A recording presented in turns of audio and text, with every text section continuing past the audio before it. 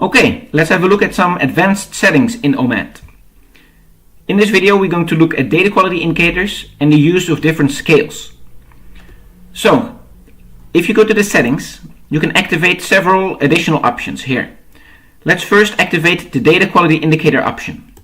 We'll check it here and we'll save the settings. By doing so, the data quality indicators option becomes available under maintenance.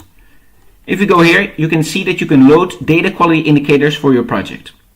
So what are data quality indicators? Well, they are indicators that show how reliable or how uncertain your data is. And this is very useful because in urban metabolism research, data is often not as reliable as data that would be available on a national scale. So it's very helpful to indicate to your users how reliable and how uncertain your data is. OMAT comes with a set of predefined indicators, and you can also load your own indicators. Just like we've seen before, right now I'm going to click on a standard set of indicators, and you can see that 6 different indicators are loaded. Access, completeness, further technological correlation, geographical correlation, reliability, and temporal correlation. If I click on one, you can see a list with scores. And here you can see the score of 1, which is the best score, means that your time period is equal to the period of study. A score of 5 means that the age of the data is unknown or more than 5 years of difference. So you can see this is a quality setting in terms of how well the time frame of your data corresponds with the time frame of your study. These indicators that are loaded, they are derived from a set of indicators used in the life cycle assessment literature.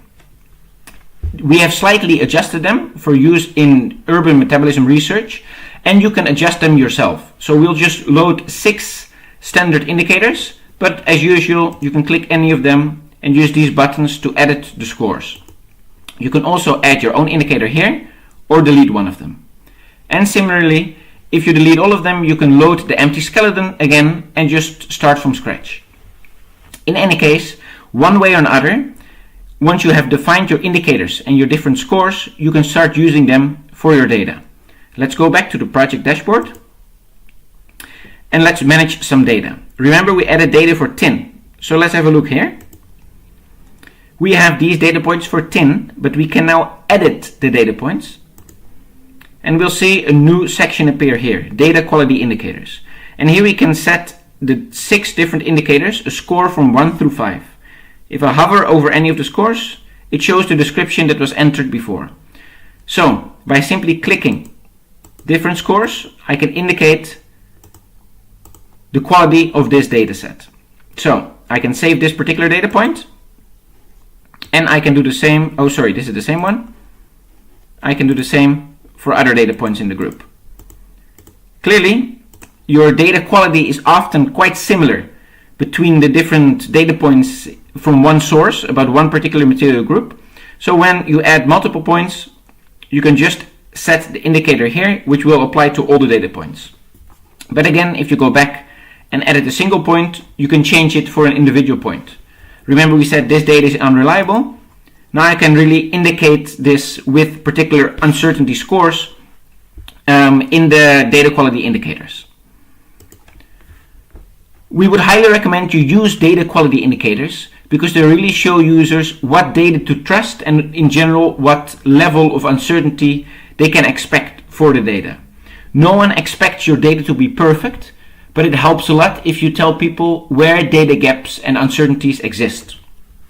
So, this is one of the settings we can use, but remember there were more settings. So, when we edit the settings, we can now activate the second option under additional options, which says track data on multiple scales. When we do this, we now see another option appear under maintenance that says types of scales. So what are scales? Scales can be used in 2 different ways. First of all, you can think of scales as a way to do a multi-level material flow analysis. For instance, you may want to do an MFA on the level of the city and an MFA on the level of the department or province or state around your city. That's one example. Another example of using scales is that you use a different scale to downscale your information. It is used as a proxy. So you can think of this as your data possibly not being available on the exact urban scale that you need, but it is available on a larger scale, or maybe even a smaller scale. And using those data sets, you can then scale them up or down in order to convert the data to the scope of your study. So in this example, we're going to use the second example. So we're not going to compare different systems, but we're going to use scales as proxies. Let me save this. And once I've done that, I can add scales here. So let's say we are using Cape Town as an example. And the city of Cape Town is located in a province called the Western Cape. So I am going to type here the Western Cape. And now I have to enter a standard multiplier. So let's say within this province, within this wider region, my city makes up about 70% of population and income, or any other proxy that you'd like to use to figure out what the scale is. So let's say it's 70% that we use as a standard multiplier. So by saving this now, I have set the Western Cape with a standard multiplier of 0.7, and I can now start adding data, not on the scale of Cape Town, but on the scale of this wider region. If I enter data on the wider region, and let's say it's 100, it will then be multiplied by 0.7, which is the multiplier entered here, and for my study of Cape Town, it will actually record the figure of 70. However, because I set the multiplier and the scale in OMAT, I don't lose the underlying data.